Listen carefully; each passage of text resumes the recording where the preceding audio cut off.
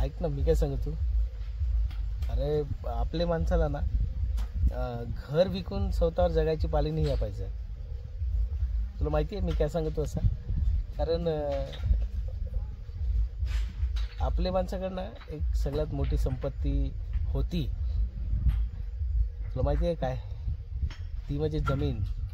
पण आता ते जमिनीचं पण वाटणं झालं, 4 भाग झालं, छोटे छोटे तुकडे झालं. बाकी लोकांपैकी जी जमीन होती ती विकासाच्या नावावर सरकारने अधिग्रहण केली म्हणजे घेतली. आता त्याचे पैसे भेटलं ती गोष्ट वेगळी लोकांना, ठीक आहे, पण पैसे कोणते दिवस पुरणार, बरोबर. तर आता जर आपल्या माणसाला जगायचं असेल तर काय विकणार. एक जमीनच होती जी ज्याची जवळ, जी तो विकून थोडाफार आपला जे काय गरजेला जेव्हा पैसा लागत होतं, खास करून जेव्हा एखाद माणूस दवाखान्यात असेल, लगीन असेल, काय असेल, जेव्हा फार अडचण असेल तर माणूस जमीन विकून जगत होता. पण आता काय विकणार. तर मला वाटतं का आता घर विकून जगायची पाळी आपल्या माणसावर या नाही पाहिजे, बरोबर ना. मी असं काय सांगतो, कारण आपल्या इथं ना एशियाची सगळ्यात मोठी म्हणजे आशिया खंडातली सगळ्यात मोठी MIDC आहे. पण आपल्या माणसाला काम आहे काय, तर आपल्या माणसाला काम अजिबात नाही भेटत, बरोबर ना.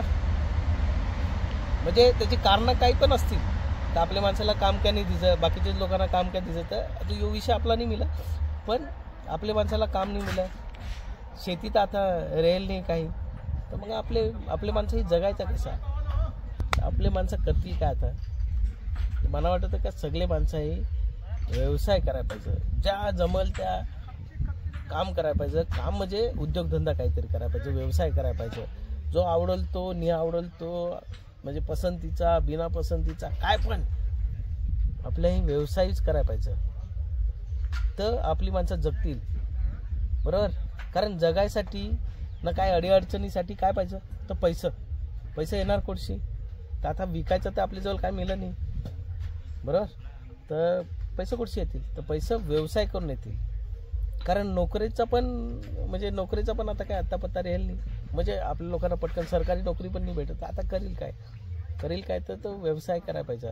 आपले माणसाही व्यवसाय करायला पाहिजे, व्यवसाय जमल तसा.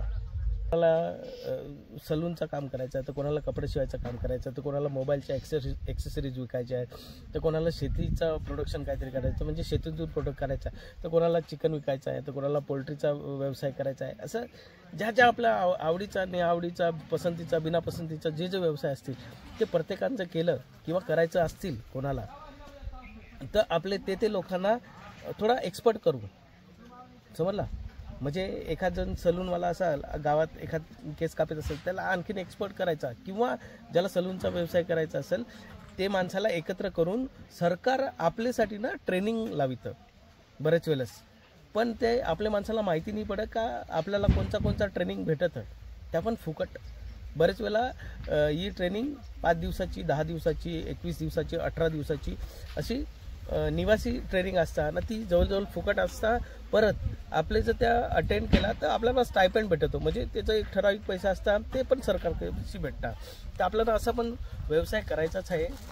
आपल्याला जर असा पण व्यवसाय करायचा आहे तर ते व्यवसायाची ट्रेनिंग जर समजा आपल्याला फुकट भेटली, समजला, जर फुकट भेटली तर ती घ्या काय आहे आपले माणसं आहे.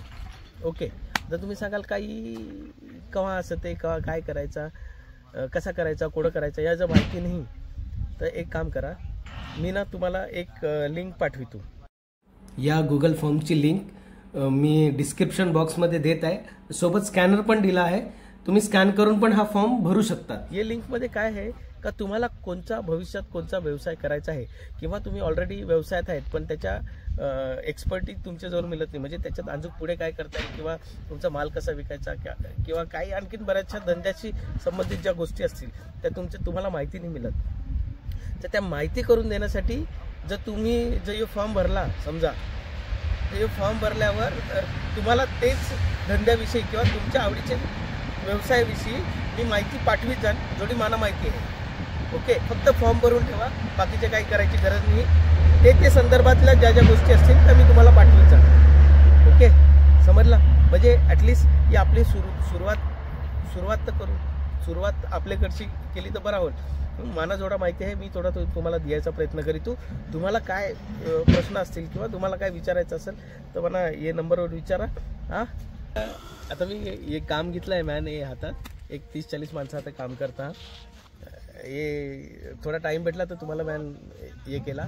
मला वाटतं का असं आपल्याला ज्या काही येतं, म्हणजे आपल्या माणसाला ज्या काही येतं त्यांनी प्रत्येकानं थोडा सांगून जरा सुधरवू लोकांना ना, आपला जिल्हा जरा स्वावलंबी बनवू. अर्थात आपलं व्यवसायाचं आपल्याही चालू केलं तर आपल्याकडे 2 पैसे येतील एवढाच सांगण्याचा उद्देश आहे.